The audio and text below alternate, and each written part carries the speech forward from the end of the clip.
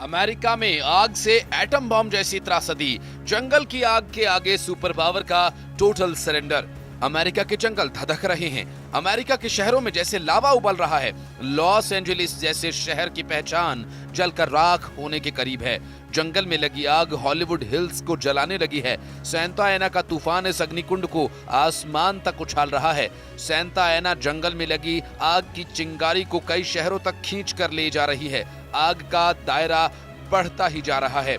Loss Angeles के Palisades में आग भड़क गई है और ये आग 19,978 एकड़ में फैल चुकी है। आग बुझाने की कोशिश में अब तक सिर्फ 6% कामयाबी ही मिल पाई है। वहीं ईटन में जंगल से भड़की आग ने 13,690 एकड़ इलाके को जलाकर भस्म कर दिया। यहाँ 1% भी आग पर काबू नहीं पाया जा सका। हर्स्ट के जंगल में लगी आग से 771 एकड़ इलाका जल गया, जबकि यहाँ 37% आग पर काबू पा लिया गया। लीडिया में 348 एकड़ इलाका खाक में मिल चुका है।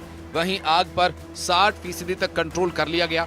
उधर सबसे ज्यादा खतरा केनेथ में लगी आग का है, जहां 960 एकड़ जमीन पर मौजूद सब कुछ खाक हो चुका है और आग बेकाबू है। इतिहास के सबसे भयानक अग्निकांड से निपटने के लिए अब सुपर पावर ने अपनी फुल फोर्स उतार दी है। अमेरिकी सेना ने जंगल में भड़की आग बुझाने के लिए C-130 जंबो प्लेन्स को लगा दिया। अमेरिकी सेना के हथियारों की सप्लाई करने वाले इस प्लेन की तैनाती नॉर्दर्न कमांड ने की है।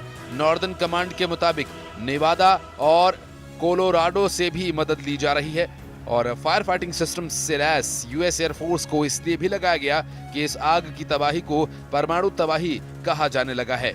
लॉस एंजलिस के शेरिफ रॉबर्ट लूना ने कहा कि काउंटी के जंगल की आग के ने इलाके में परमाणु बम फटने के एहसास करवा दिए और एक तरफ आग से हाहाकार है तो दूसरी तरफ अमेरिका में जुबानी शोले बरस रहे हैं।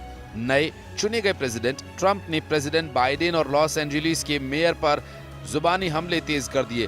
ट्रंप ने लॉस एंजलिस के गवर्नर गेविन न्यूसोम को जमकर खरी खोटी सुना दी है।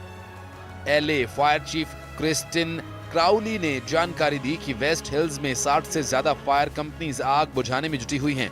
हालांकि रेस्क्यू मिशन में भी हादसे सामने आ रहे हैं। जंगल में भड़की आग बुझाने में लगे अग्निशमन विभाग के एक हेलीकॉप्टर से ड्रोन टकरा गया। CNN की रिपोर्ट के मुताबिक इलाके में ड्रोन उड़ाने की इजाजत नहीं थी। विकराल होती आग के खौफ के बीच गनीमत की एक जानकारी ये भी आई कि सनसेट इलाके में लगी आग पर पूरी तरह से काबू पा लिया गया। आखिर हर साल अमेरिका को आग से इस रौद्र रूप का सामना क्यों करना पड़ता है? क्यों कैलिफोर्निया ही सबसे ज्यादा आग की घटनाओं से प्रभावित होता है? इसे समझने के लिए हमें कुछ बेहद अहम बातों को जानना समझना जरूरी है। दरअसल कई फैक्टर्स माने जाते हैं, लेकिन सबसे ज्यादा असर माना जाता है उन हवाओं का जिन्हें यहाँ मौत की हवाओं का दर्जा भी हासिल है। सैंटा एना यानी वो गर्म हवाएं जो आग को फैलाने में मदद करती हैं। कैलिफोर्निया के शुष्क और गर्म मौसम में ये हवाएं और भी घातक हो जाती हैं। नमी की कमी की वजह से बढ़ा हुआ तापमान सैंटा एना के लिए एकदम मुफीद माहौल तैयार करता है और इसके अलावा इन हवाओं की रफ्तार मुसीबत को लेकर बढ़ा देती है। ये हवाएं शरद ऋतु के शुरुआती पड़ाव पर चलती हैं। ये हवाएं न सिर्फ तापमान में इजाफा करती हैं बल्कि जंगल में लगी आग को भड़काने में भी इनकी भूमिका अहम मानी जाती है। लेकिन एक सवाल ये भी कि आखिर सैंटा एना हवाएं कैसे बनती हैं?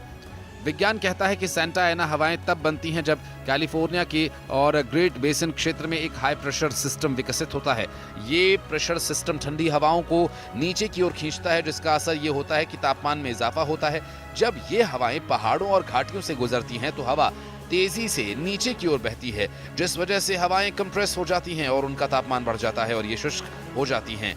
आग को मदद करने वाली ये हवाएं पूर्व से पश्चिम दिशा में यानी इनलैंड एरियाज से प्रशांत महासागर की तरफ बहती हैं और खास बात ये कि ये हवाएं सामान्य तटीय हवाओं के बहाव के विपरीत दिशा में चलती हैं। यही वजह है कि इन खतरनाक हवाओं को डेविल्स विंड भी कहा जाता है, क्योंकि इन हवाओं की वजह से एक छोटी सी चिंगारी भी भड़क उठती है और वो चिंगारी कैलिफोर्निया के शुष्क मौसम में भारी तबाही की वजह बन जाती है। लेकिन सबसे बड़ा सवाल ये कि आखिर ये आग कब बुझेगी?